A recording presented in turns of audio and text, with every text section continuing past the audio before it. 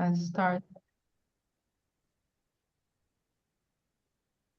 Okay, so welcome. This is our BIC Africa Diaspora Entrepreneurship webinar series, session 4. So today we will be focusing on dialogue with African diaspora entrepreneurs in the IT sector. Our session will be lasting about an hour from 2 p.m. EAT time and 12 p.m. CET time.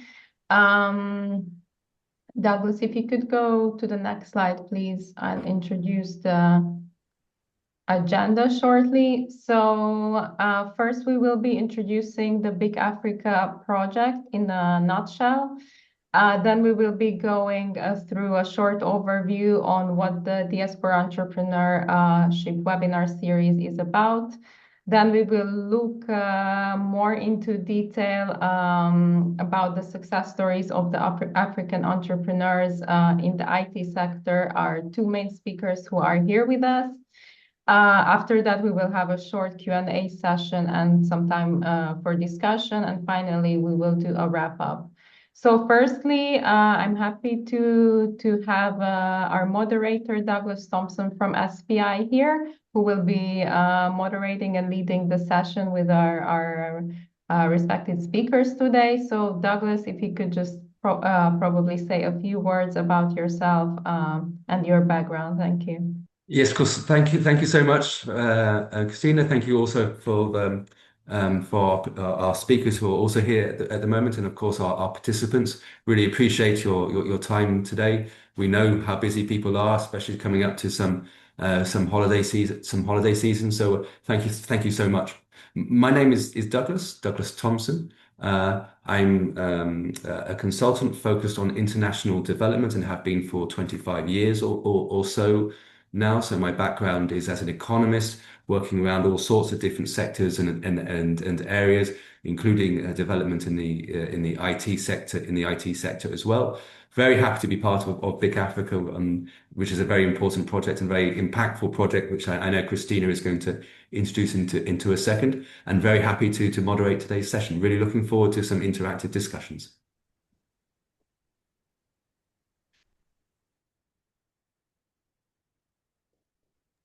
Thanks a lot, Douglas. So as I said, we'll just shortly introduce the BIC Africa project to give our audience an idea of what the objectives of this project are. Douglas, if you could go to the next slide, please. Right, so just to let you know, so the coordinator of the project is our organization, the European Business and Innovation Center Network, EBN. So we're actually an association that was founded in 1985, so about 40 years ago. And it actually started itself as a European Commission funded pilot project with the core mission and the aim to support business innovation centers and incubators across Europe and also beyond. So today we really provide a wide range of services to our members who are primarily business incubators in Europe and also, yes, in some in Africa, in the US, in Asia, and so going beyond Europe really. And we also have a core product which is our certification of European business incubators, creating the EU BIC brand. So the advantage of having this certification is that, of course, this label gives confidence and provides assurance, let's say, to all the startups and entrepreneurs who would like to benefit from the support services of the business incubators. They can be reassured that the services they will engage in are of a standard and of an approved quality. But besides this, we are also involved in a number of other things like European projects and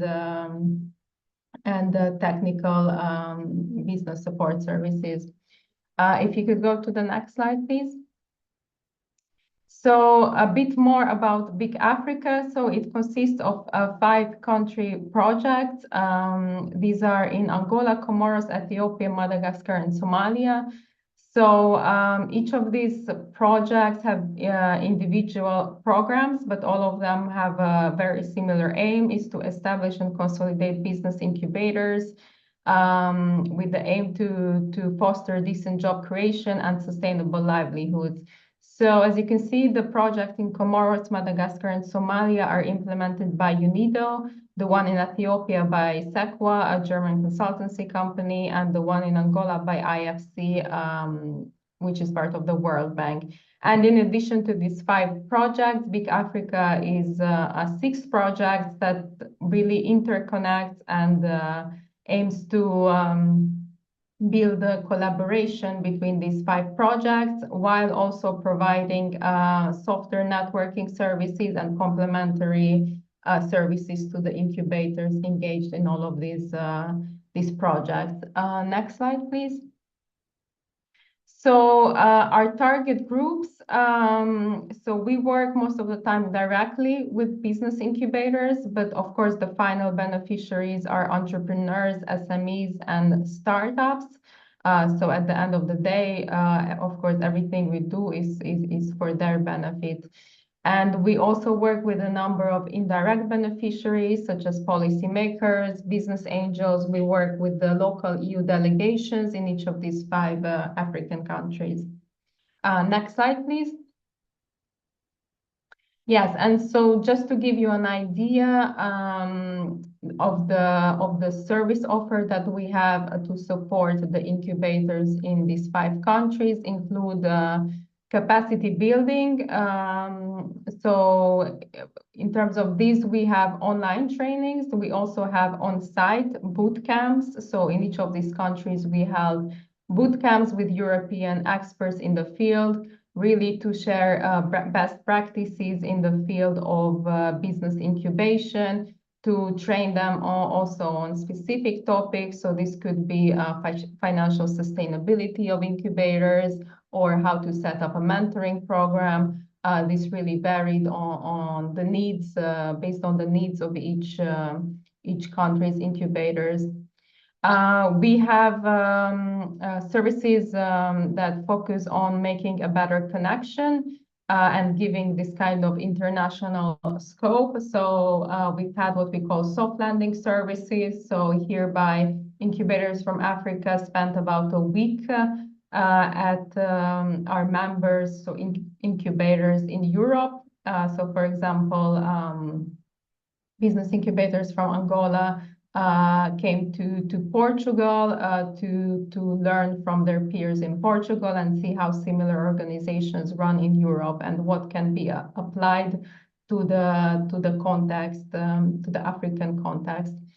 And staff exchange program has a very similar concept. So here we had an exchange between inter-African exchange between the incubators. So for example, those from Madagascar visited the ones in Comoros and vice versa. Finally, we also do quality assessment and monitoring for the incubators. So this is indeed built on the EBN model. And here the idea is to assess the quality of the incubators, which will then enable them also to compare themselves to other ones in Africa and see how they compare within their own country and also within the wider BIC Africa countries, and which are the areas where they could indeed improve and further develop their business. And then we also have other services focusing more on exchange and cooperation. So for instance, the Diaspora Entrepreneur webinars today, they are targeted at entrepreneurs, and the idea is indeed to establish this connection between African entrepreneurs and successful diaspora entrepreneurs like the ones we have in the room today, and see where this cooperation could also go, how it could develop beyond, potentially through setting up also potentially mentoring or other type of collaboration in the future. So as you see, all of these really focus on business incubators. We also had another service, an acceleration program for women entrepreneurs, which focused directly on supporting entrepreneurs in Africa. But yeah, most of our services are focused at working with business incubator managers. Okay, so I think that's enough for an overview of BIC Africa, and now I'll hand back the word to Douglas, who will take it from here. Thank you very much. Thank you so much, Christina. Yes, thank you for the introduction to the BIC Africa program. Of course, there's a very informative and I think well-designed website which provides a lot of this information and indeed more.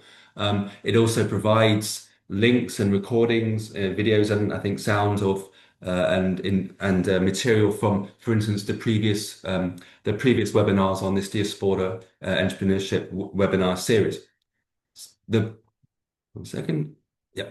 So the main focus, of course, is to reach out to communities in the diaspora communities in Europe and beyond. The idea is we run a series of informal webinars where, like in this case, we have two very inspirational entrepreneurs and people who've got some really good stories to tell about their organizations, their companies, their challenges, their successes, sometimes their failures on the way to success as well, which of course is always relevant as well. And the idea is that then we can have a question and answer, we can have a discussion session to make sure that people are able to learn and to understand all that's going on from those entrepreneurs' experience. We'll change the slide. Today we're going to focus on IT. I don't want to give much of an introduction because IT is so varied, and I think the two speakers today, the two contributors today, have some very interesting and quite varied companies and organizations, which I think we'll have a good conversation today. So today we're focusing on IT, but IT in its widest sense, in its development sense, in its AI sense, and its all sorts of types of cutting edge developments for IT. Given within a Diaspora entrepreneurship webinar environment. The idea is we have an open discussion. So we're obviously always going to be a small group. So any of the participants, if you want to put a question in the chat, please do. If you want to raise your hand, please do. I'll make sure that those questions are answered either during the presentation or afterwards. And of course, we have a question and answer session at the end as well. So very informal. The idea is to stimulate some discussion.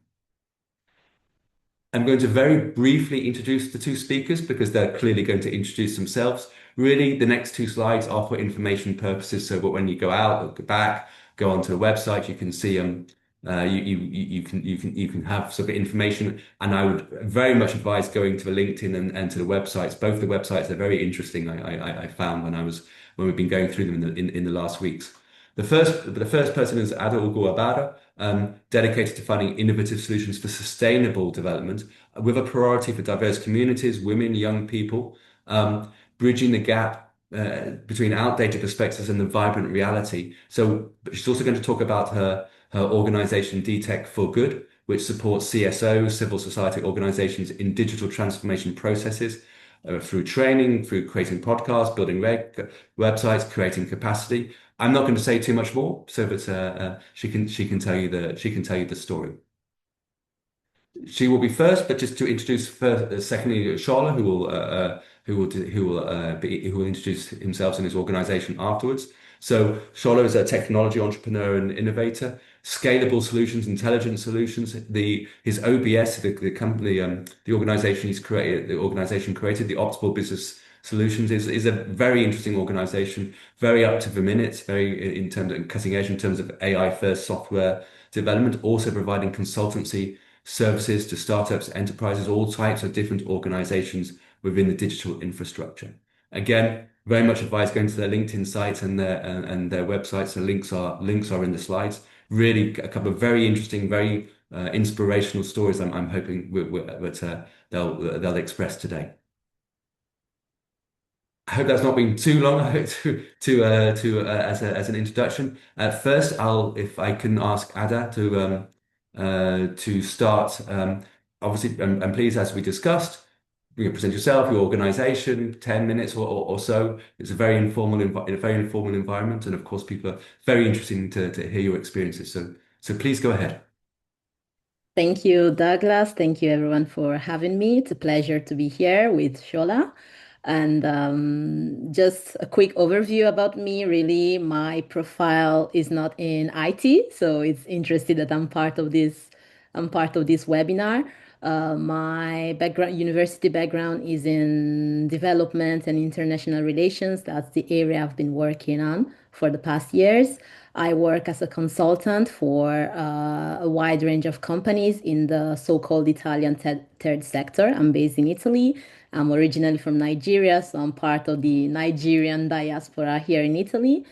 And in my role as a consultant, I support Italian organizations or institutions in fostering development policies and being able to attract a wide series of actors in Italy and internationally to support, let's say, the policymaking process and to make the initiatives more impactful.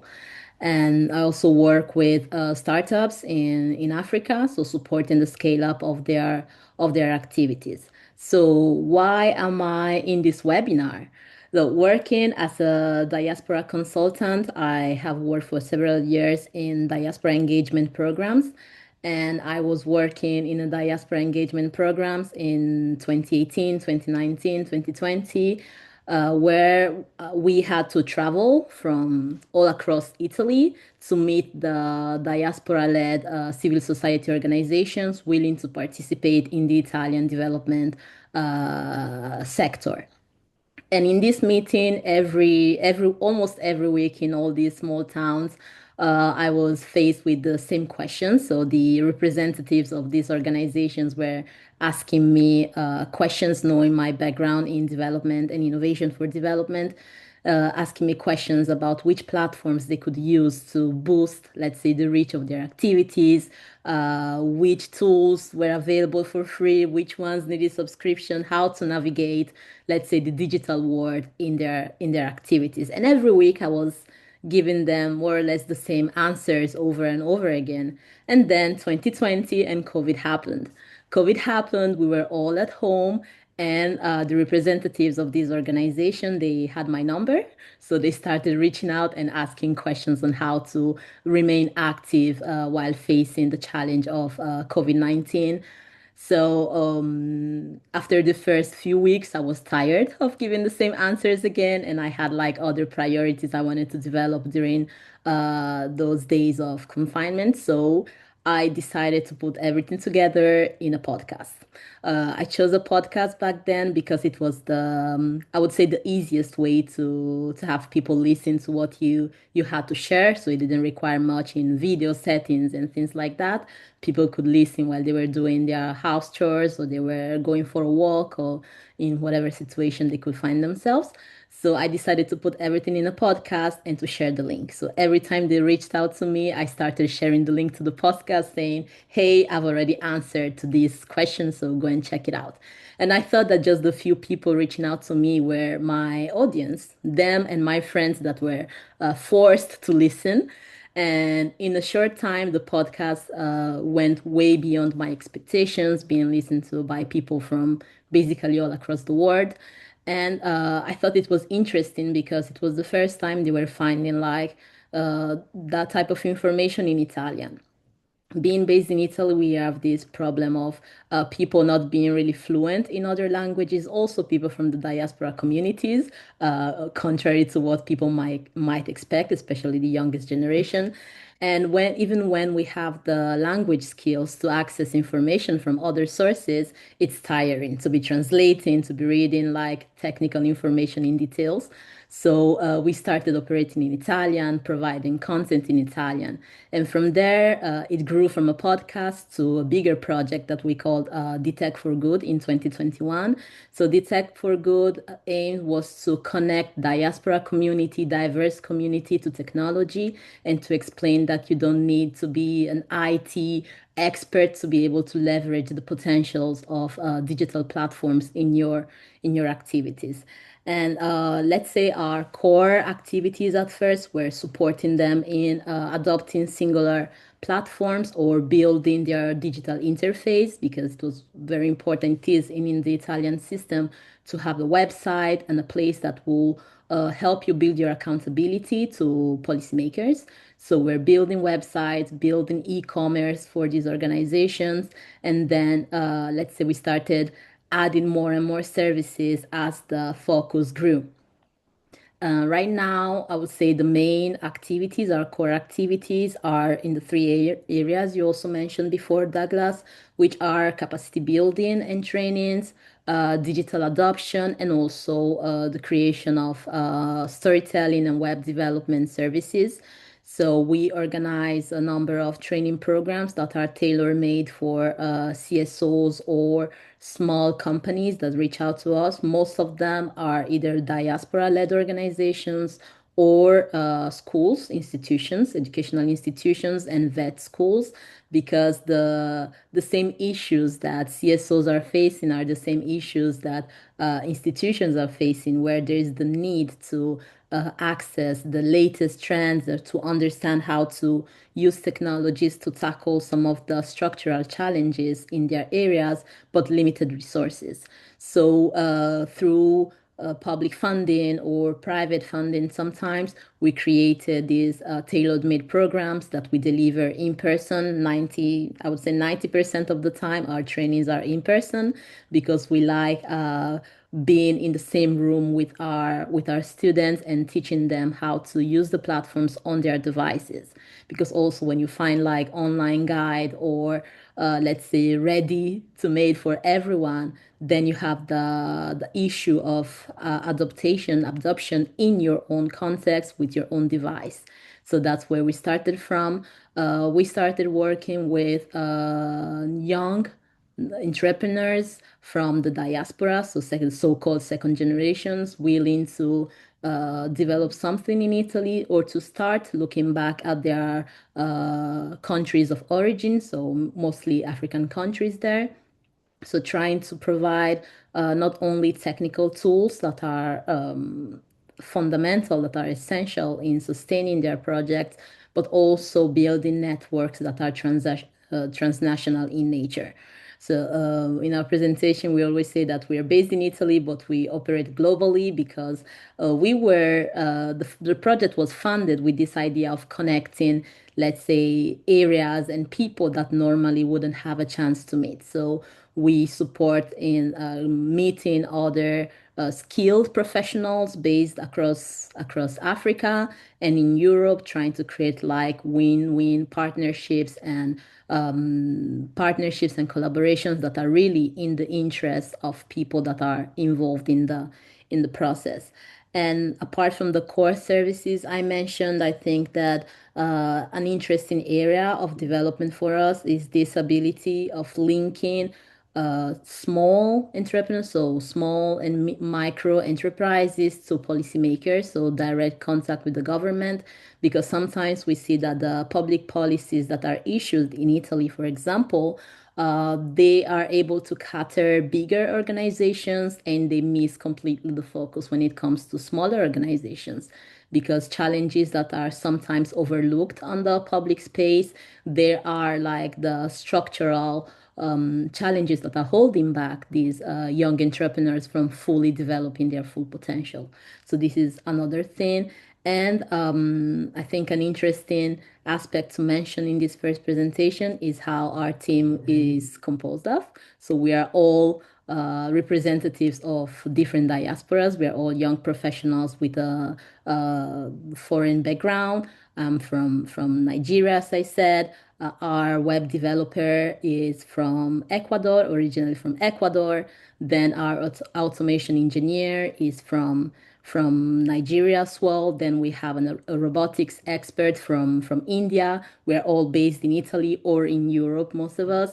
Then we have other professionals that are part of our network from Ghana, from Burkina Faso, from Kenya, based on the type of projects that we are developing.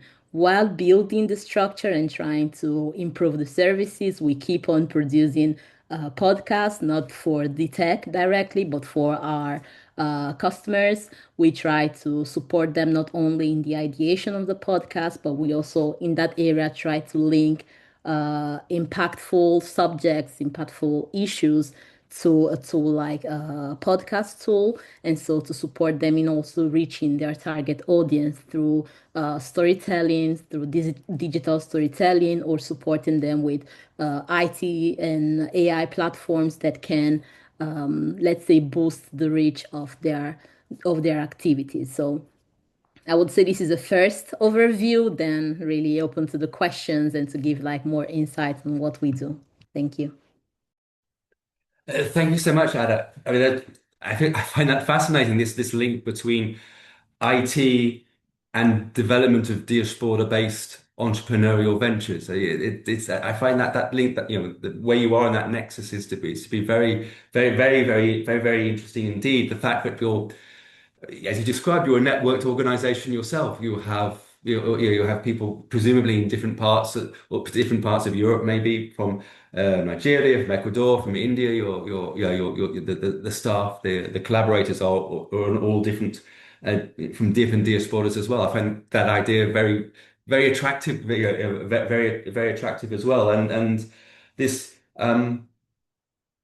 The way also you described that you have different styles of links to your audience through digital, through podcasts, but you used a nice phrase, digital storytelling, I think, which encapsulates all the different methodologies that you've been using. So I find that a very interesting model of a organization that is supporting IT development in diaspora-based entrepreneurial activities, but from a point of view which is very networked and very flexible itself, and it's a very nice, very nice model indeed. Thank you so much. What I think we probably could do is maybe I'll hand over to Shola and Shola, I know you've got that presentation as well. To emphasize, if there's any questions from anyone, please do type them in or put your hand up, and we'll absolutely make sure that either our speakers or BIC Africa representatives can answer the pointers to have a conversation once as much as possible once the presentations are over. Thank you so much, Ada. That was really fascinating and inspirational, really good. Shola, maybe I can hand over to you as well. I know you want to show some slides, so of course I can stop sharing if you want to do that straight away. Or would Okay, you like I can do that right to? now. Yeah. Okay. So let me. I will stop my share, and I think Alrighty. that means that you can start yours. Okay. Awesome. Can you see my screen? Yes, we can. Okay, fantastic. All right. Well, that was a fantastic presentation, Ada. Very, very awesome. I think you're doing really amazing things. Uh, Great stuff. Actually coming from Italy. I was just there for my birthday celebration last month. I wish I had known you before then. We could have met for coffee or something. Yeah, so fantastic and beautiful country. So, well, thank you everyone for joining today's dialogue. My name is Shola Salako. I'm the founder and CEO of Optimal Business Systems. We build software for businesses, institutions in various industries, mostly here in the United States. And I'm very excited for this wonderful invitation to share my journey as a diaspora entrepreneur with practical insights on building impactful technology and products. I just have a few slides here, about 6 of them. All right, so let's talk about my story here. I was born in Buffalo, New York, raised with a deep Nigerian identity. My parents went to college in New York. They had me and my younger brother. And then we moved to Nigeria, which was very, very impactful in my formative years. I would say that's one of the greatest gifts my parents gave me is having the opportunity to experience the rich culture of Nigeria. I was sent to a boarding school in the middle of nowhere. It was one of my scariest moments in my life. But with that, I was able to build strong discipline, resilience, lifelong friendships. And I do my best to visit Nigeria at least once a year. And I have a charity organization which I also run in Nigeria as a way to help and give back in terms of financial literacy. So my journey is shaped by navigating two cultures. So the culture of living in the diaspora here in the US, and also being of Nigerian ancestry and Nigerian origins.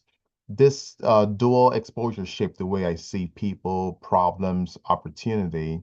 I returned back to the US right after high school or secondary school to attend college and my university. I have always had a deep curiosity for technology, and this started very early in my life. Always looking for ways to understand how things work and how to make them better for people, for organizations. So my journey started back in 1998 in IT specifically. I started in the hardware services, building software, enterprise systems, navigating things. I was very self-taught early in my career. My roommate in college at that time bought a computer, and I was just very curious to see how to put it together, how to make it work, getting online. It was a company called American Online, AOL back then. And I taught myself how to build websites, programming. It was just so much fun to me. It came naturally.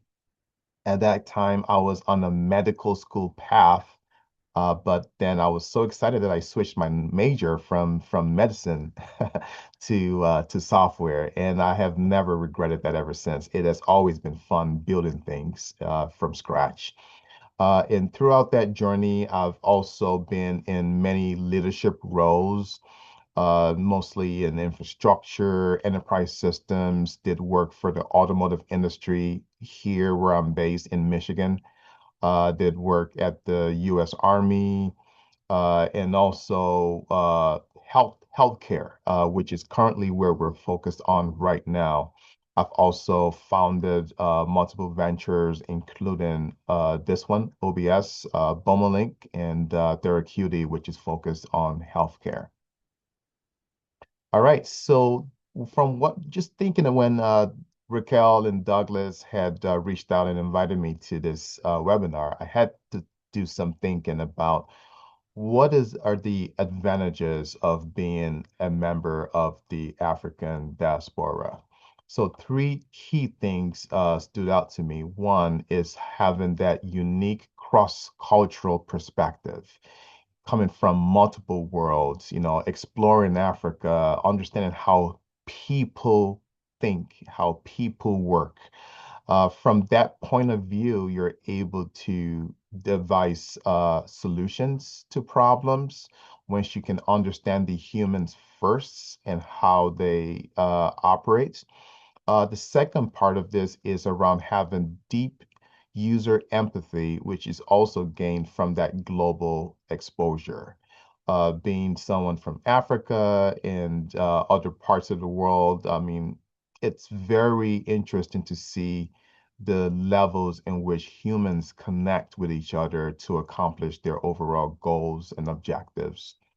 And then thirdly, the ability to identify unmet market needs across the regions. We've built fintech solutions for clients in Africa.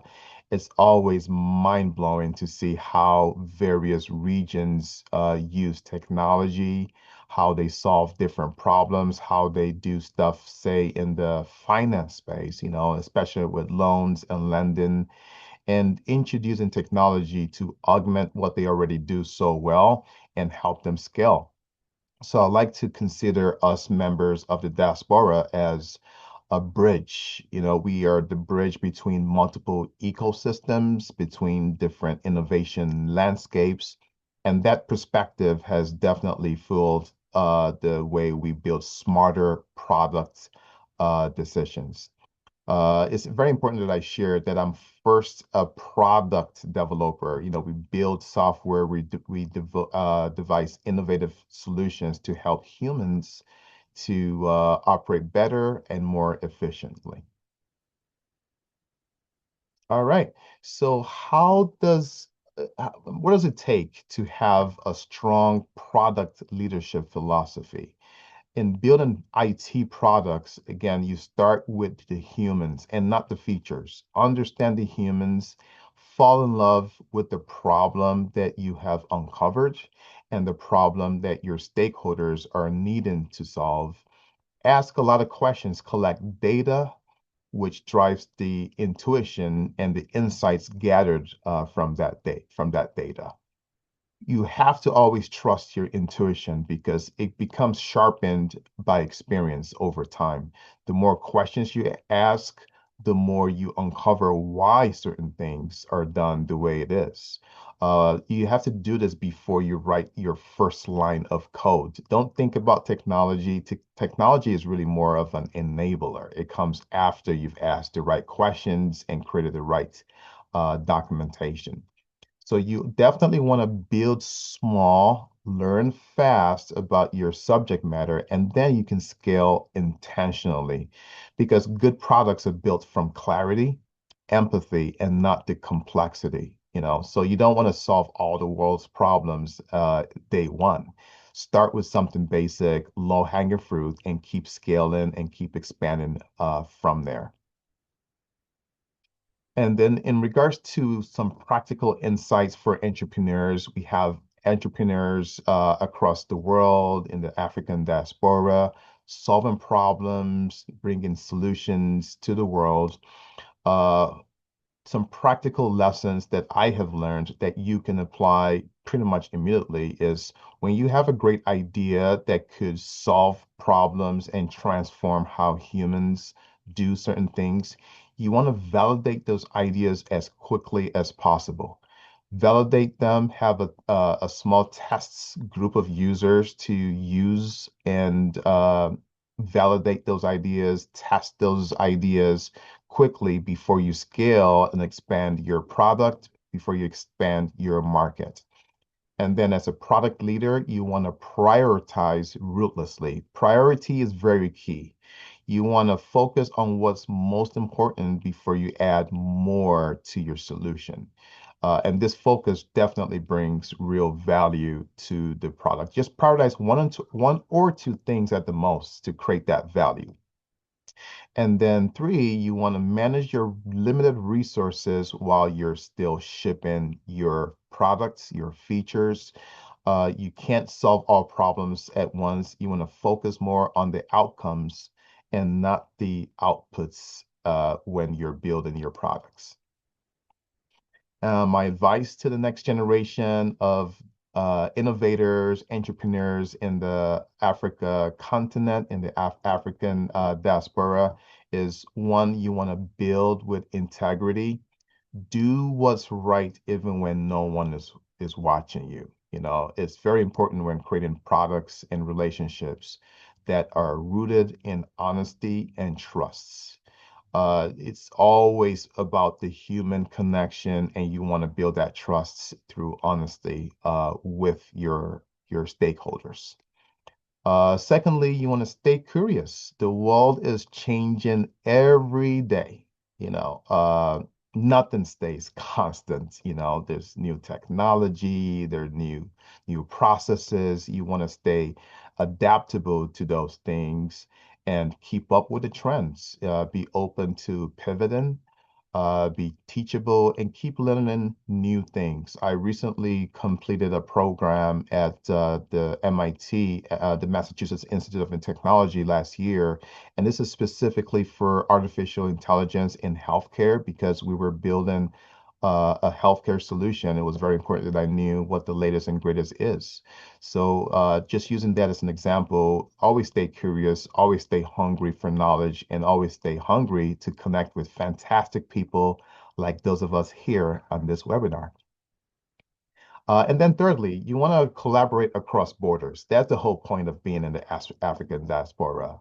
Stay in touch with people from different regions, learn about the culture, learn about processes, leverage your connections. Like we're forming very great connections right here on this webinar. I've heard great things Ada is working on. I'd like to learn more. I'm sure we're going to have other catch-up meetings and see how we can collaborate, how we can bring value. So you want to leverage this diaspora experience as a competitive edge, which brings tremendous value and wealth to the scope of things that you're able to deliver. And also it sharpens your skill sets while you solve problems globally. All right, and that really concludes it. Again, my name is Shola Salako. It's really been a great pleasure, great honor to meet with everyone and to share who I am and the value we bring. I would transition this back to the moderator, Mr. Douglas. I'm going to stop sharing my screen here. How do you stop that? Fantastic. Thank you so much, Shola. Yeah, Oh, no problem. let me then I'll just go back um, to the screen. Let me hopefully that is okay. Everyone can see the screen again as we go on. But again, thank you so much. But again, an inspirational 10 minutes that was. Really interested in the background that you showed. The fact and how you described how your Diaspora background has really impacted what you're doing, how you treat what you're doing through life. It's not just impacted your professional life, but also the other aspects of your life, including opening the charity and the charity as well. It shows a really good example how an entrepreneurial background really has an impact, really can have an impact from a diaspora perspective, perspective as well. Very interested in how you were focusing on the human problem first in IT and software development. Very interesting in how you focus on outcomes and not outputs, which I think in the consultancy world where I come from, one can certainly get railroaded into thinking about outputs and not outcomes. And I think that's a very interesting and real thing to expand on today. And also very interesting of how working in IT, you're working across all sorts of different types of sectors. So the software development, the consultancy, the activities, of course, are not necessarily focused on healthcare or other aspects, but of course, these are good examples to show how those activities are being implemented within a diaspora perspective. And those advice at the end, I enjoyed that very much. Thank you so much for really thinking about it and expanding on that today. So we have some time for questions and answers. We're a relatively small group today, but please, if anyone has a question, then please just put their hand up or start writing in the chat. Before we start that process, the other thing which you both said, which I thought was very interesting, was how IT and technology is an enabler. It's an enabler for the organizations you work with and the entrepreneurs and the diaspora entrepreneurial organizations that you work with. It's an enabler for them to meet their objectives. So it's an enabler for, in your case, Ada, for those organizations, for those CSOs, civil society organizations, to be able to have a higher level of impact on policies and programs and development within their respective countries. Shola, it's an enabler to solve. You said something. Let me get my notes here. You said something which is very interesting. Of how this human-centered approach, this cultural perspective of how people work, and then use technology to help humans transform their ideas into outcomes. That again, a very nice phrase. I thought was very interesting. I'm not sure we've got any questions at the moment, so let me just open then, perhaps with you, Ada. But you mentioned a number of times, of course, working with smaller entrepreneurs whose focus is not necessarily IT, but using IT they're wanting to use IT to implement their activities. Maybe you could just identify one or two of the main challenges that you find when you're working within the IT sector with those types of organizations and entrepreneurs whose focus is not necessarily IT themselves. Sure. So I'll give an example first with IT professionals and then with non-IT professionals. Hmm. So one of the projects, one of the companies I've had the pleasure to follow for a while is a company based in Kenya. And they created an e-learning platform to support vulnerable students in having access to teaching materials and repository in order to prepare for the national exams. They started the program because they noticed that vulnerable families weren't able to guarantee the access to school like throughout the year, while at the end of the year, the students were still expected to undergo the national exams like everyone else. So they wanted to leverage, I would say, to close the gap between more vulnerable students and the rest of them. So they created a platform with teaching materials, top examiners, and everything needed. And in that case, the support that was requested was in scaling this activity and making it profitable in a certain way. But obviously, if you're working with vulnerable families, your source of income can't be a subscription fee from those families. So the main issue there was like in structuring how to scale the program was okay. We need to first of all diversify the team and then understand how to proceed because they had an incredible team of talented developers. But a company built around developers alone is not like in the position to cater to those needs. So it was like we need to diversify the program and we also need to start talking about how to diversify the sources of income at the same time. And then while we were discussing those aspects, we decided, I suggested to connect them with members in the diaspora. So diaspora comes once again because we had, like in Italy, there are, well, the Kenyan community is quite big, I would say. And we have experts in all the main sectors that could support the scaling of a similar company. So connecting them with diaspora members in the Kenyan in here in Italy was like a vital step, I would say, in guaranteeing the sustainability of the project. Not only they could set funds to support them, but it was like connecting to their networks back home and to other like policymakers here, from the embassy to representatives that are in this country. So that was like the first action. And then people will also think, okay, if this is a team of people with technical expertise, then they don't need support on the IT side of it. But it was I would say the complete opposite because developers, Shola might laugh at this point, developers, they like coding everything and making the platforms like really difficult for non-technical profiles to use. So it was like, we can't have a platform that's not responsive for different devices, that's all coded, and it's really difficult to manage, especially if you want to plenish it with content from tutors, from teachers, and from people with like low knowledge in ICT platforms and management in general.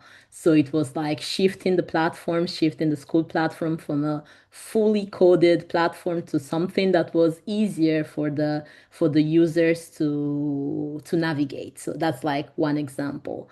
Another example from Italy was she's second generation of Ivory Coast, based in Italy.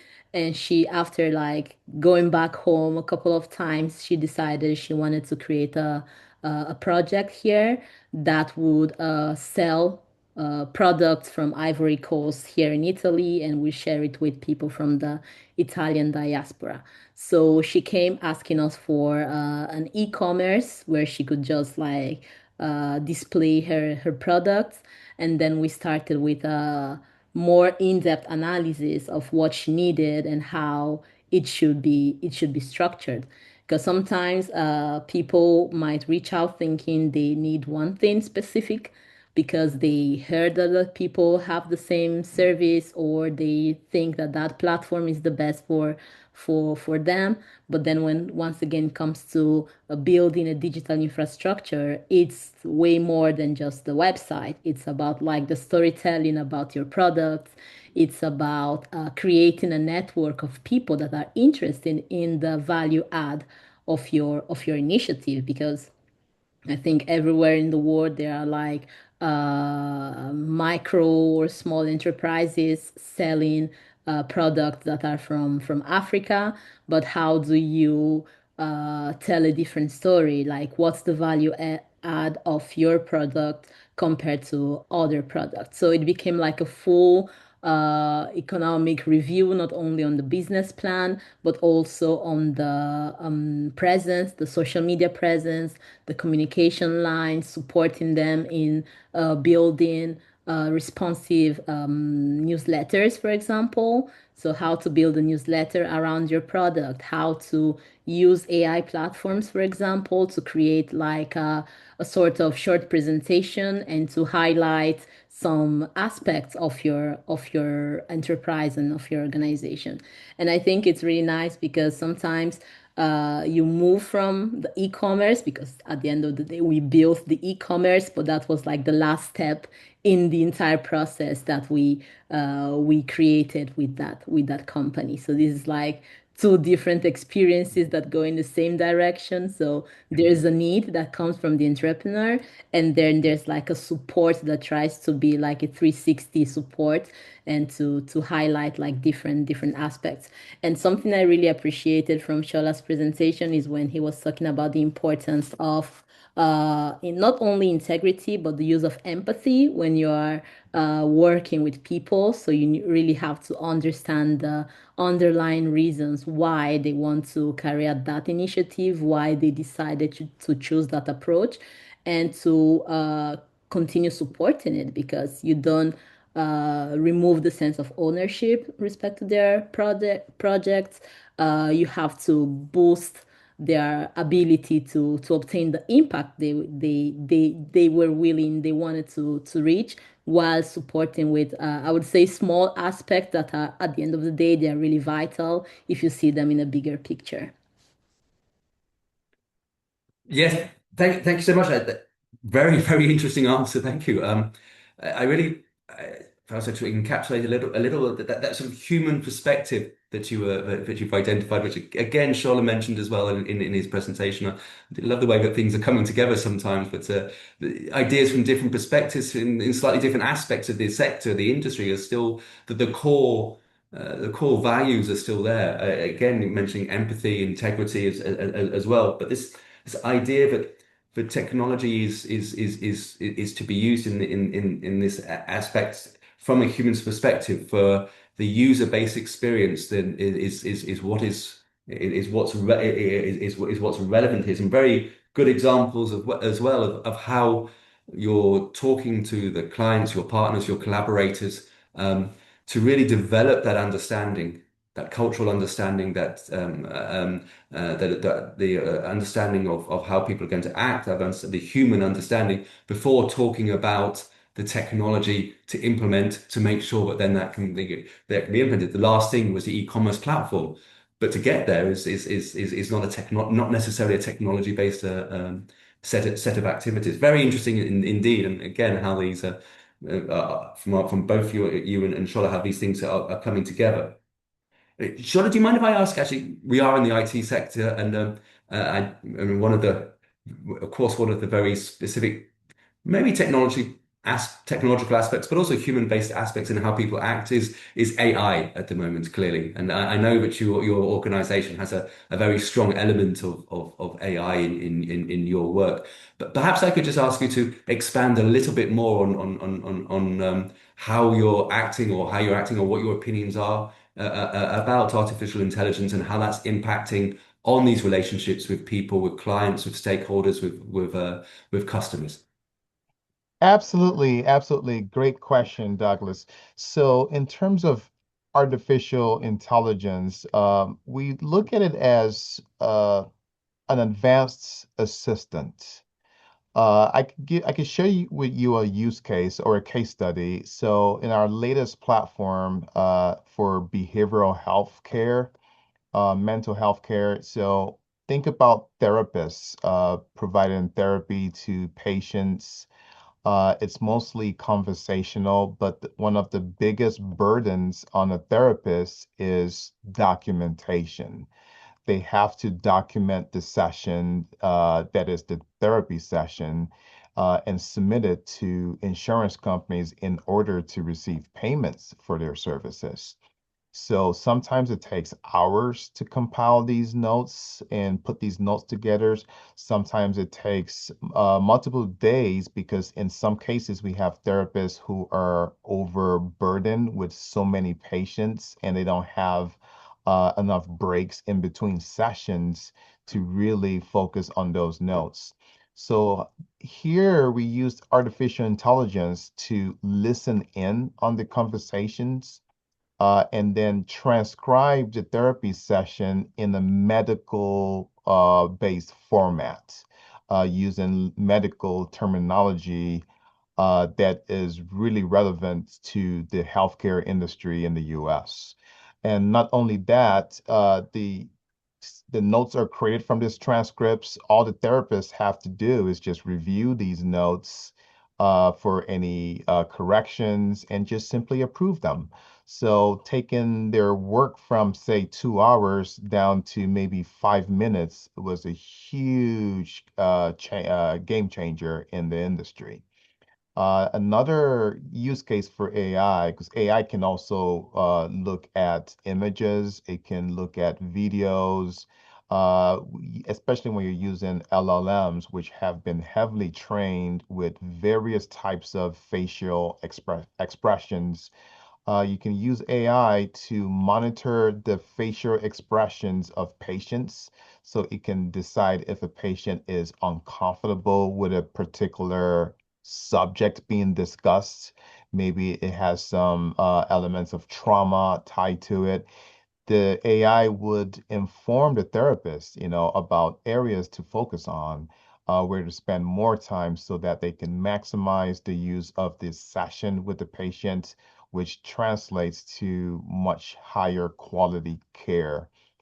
But broader than that, in the entrepreneur space, especially with your subject matter of African diaspora, AI is very powerful in transcending borders and learning about new cultures.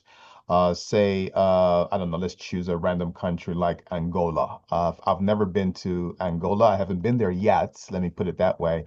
But if I want to learn a lot about Angola, the culture, and really have the closest thing to having a tour guide, I can leverage AI. There are tools where I can have a conversation in an interview format with AI to really enlighten myself and educate myself about what it is to live in Angola, what types of challenges they may be facing, which are insights I could glean from that.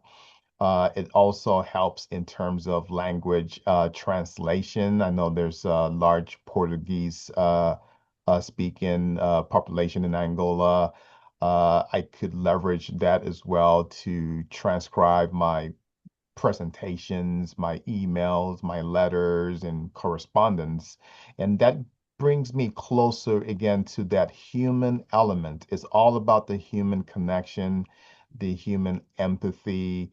You have to be human first and leverage AI accordingly as an assistant to make you be more human. The dangers I've seen leveraging AI is when we start to over rely and over outsource our thinking to AI, where we don't want to really focus on what it is and our value, the big value of our intuition and our thinking processes. If we tend, and there was a big study actually at MIT which shows how humans are becoming to degrade their dependency on their thinking minds and outsourcing this to artificial intelligence. It's making humans lazier over time and less innovative. So I really like to strongly push that everyone listening to this can leverage AI for what it really is, more as an assistant, an extension of who we are and not our decision maker. It's the same way we use AI to implement our software solutions, more to extend the human capacity, automate it, and make our lives much more efficient and also easier. Thank you so much. Yeah, it's a very comprehensive answer. Yes, very impressive indeed. Such an interesting area at the moment, and so fast changing. I think in all of our working, but also our social and other aspects of our lives, it's so important now that these that AI that we use AI, as you say, in a positive, enhancing manner. I'm very interested in that indeed.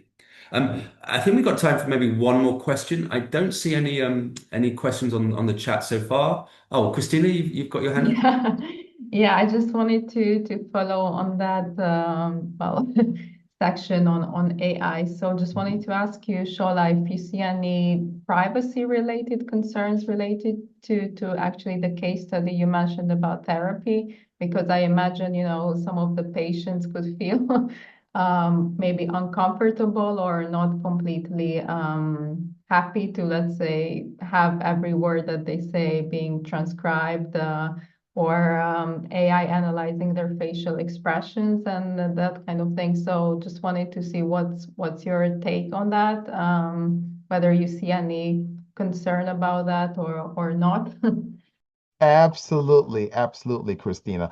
That's an excellent question. So, yes, there are rules that we have to follow, particularly in the healthcare space. So, HIPAA is the regulation body who oversees the types of data we share, how we secure our data, and also around privacy laws.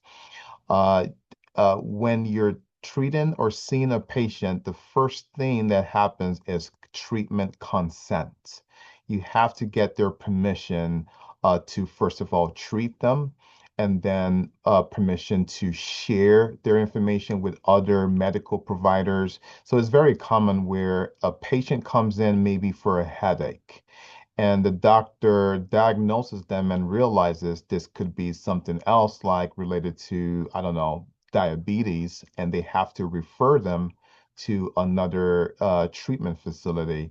In that situation, they have to share the patient's data, which is why it's very important that when a patient onboards with a treatment facility, the first thing they go through is paperwork, and parts of that package include giving their consent to collect information to further their treatment. So when we build these solutions, we make sure any AI tools that we build are included in the treatment consent. And also the therapist, and for each session, gets their permission. Do you accept that we could record this session? It helps us write notes. We're not sharing this data with anyone outside of us. It's really to help me do a better job so I can really listen to you as a therapist and be more human and not have to worry about writing notes.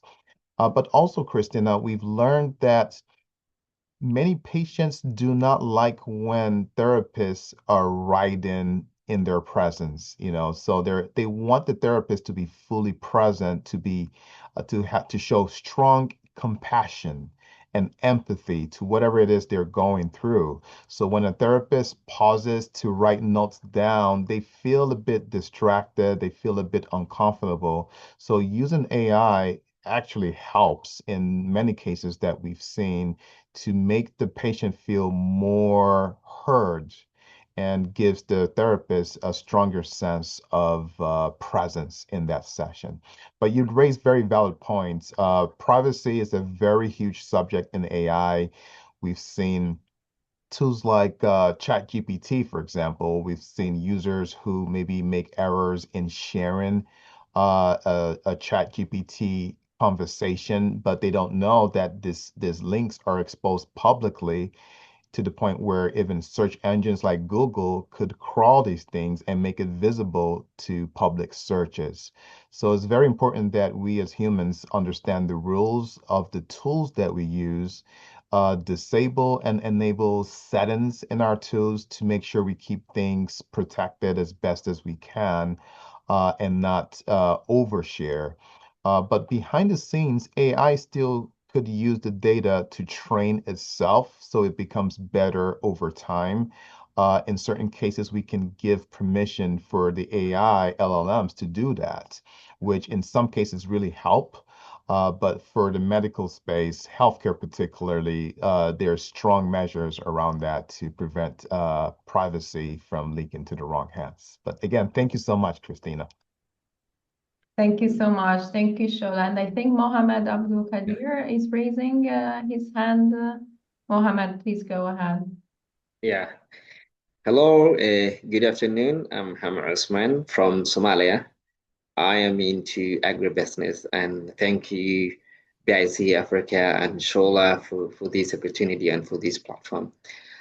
I really don't have a question, but I want to hear from Shola about his perspective and how do you see it, because I think the African diaspora who live in the diaspora has a lot of experiences and maybe skills compared to us Africans who live in the continent. So, for example, and the African innovators who live in the continent, maybe they have the opportunities, because when there's a problem, then the opportunities goes parallel with that problem. So there's someone who said, when you live in United States of America, all the problems have been solved. So you have to go to Africa, then bring that innovation and solution to Africans, then that's where businesses can grow well. So I am thinking about how connection can be made, how coordination and cooperation can be fostered between the Africans who live in the continent and our African diasporas. Association where we can lend their skills, their exposure, and their maybe knowledge, and we can provide platform and space that we can all grow. So how do you think, Shola? Thank you very much. All right, Mohammed, that's a fantastic question. Thank you for asking that.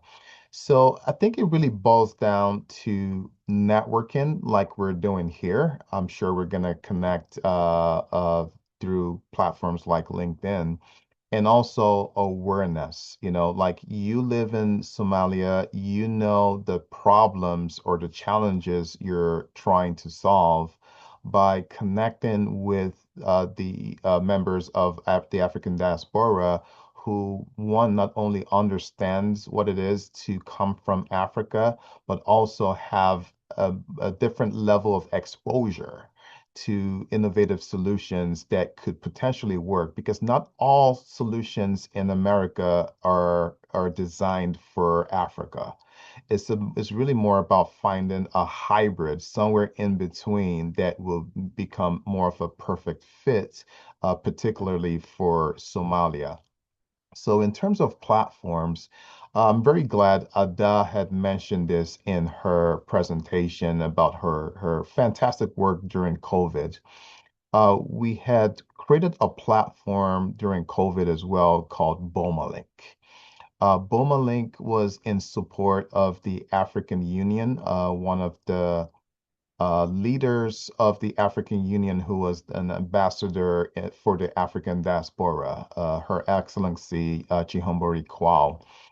This platform was meant to connect the African diaspora with members of our people in Africa, where we can collaborate, identify business opportunities. It's sort of like the LinkedIn of Africa, because the biggest challenge during COVID at that time was that there was this shutdown, this lockdown, which is very un-African, if I can use that word. Africans are used to going out every day to fend for themselves. If they can't just sit in the house, most of the services provided in Africa literally involves connecting with a human being in person in most cases. this stay-at-home thing using Zoom. I mean, think about it. Someone who sells food, for example, cannot do their business on Zoom. So we needed to find ways to augment the gig economy where people in countries like Somalia could work on remote jobs, virtually.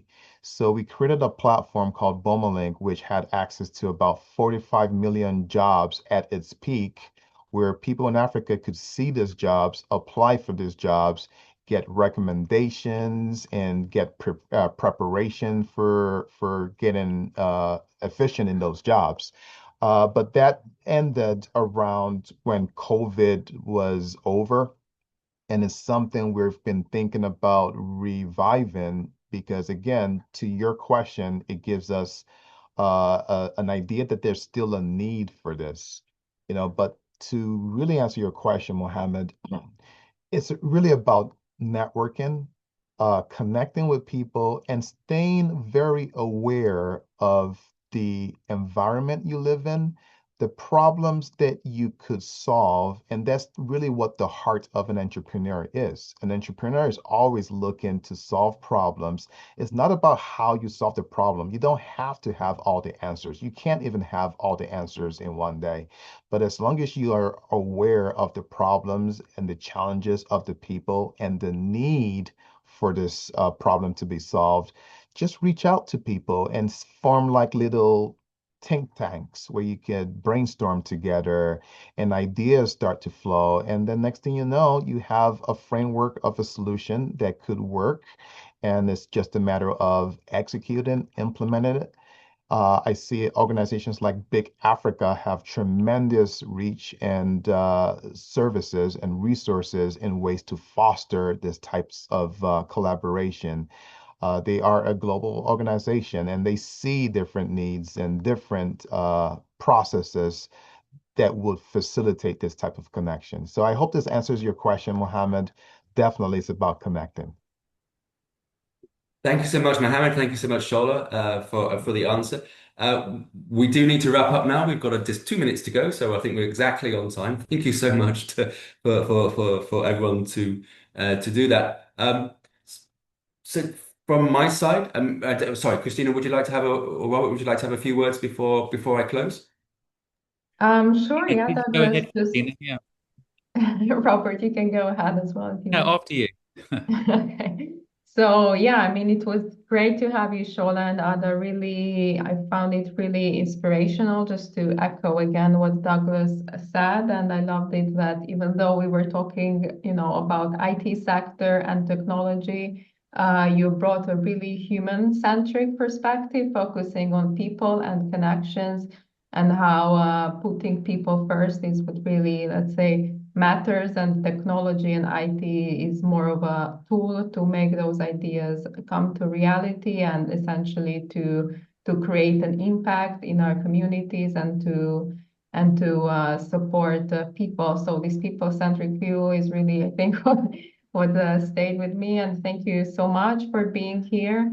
And Shola, as you said, I mean, yes, that's the aim of our webinar and of many services that we provide is to enable these connections. So I encourage all of you to add our two speakers on LinkedIn and to get in touch if you see any further collaboration opportunities. And yeah, please also follow our social media channels and website for upcoming events and opportunities where you can further connect. Thank you so much, Robert. Yes, thanks, Christina. Just to add that we will, of course, be sharing the recording. We know quite a few folk couldn't join us today who wanted to come. It's always busy at this time of year. But again, thanks very much to the participants and again for our fabulous speakers. Thanks very much, guys. Much appreciated. And we'll see you again soon. Thank you. From me as well, thank you so much, Shola. Thank you so much, Ada. Really, really interesting discussions and inspirational talks. Thank you for the discussion from the floor as well. Yes, I can only thank everyone and wrap up the session. Say thank you, and of course the slides and the slides and the recording will be made available on the BIC Africa website. So please do go and visit that. Thank you so much, both of you. I really do appreciate it. Thanks Thank you for so having much. us. Thank you for having us. And Bye. Have a great yeah, day. you Thank too. you. Thanks. Thank you. Bye. Bye.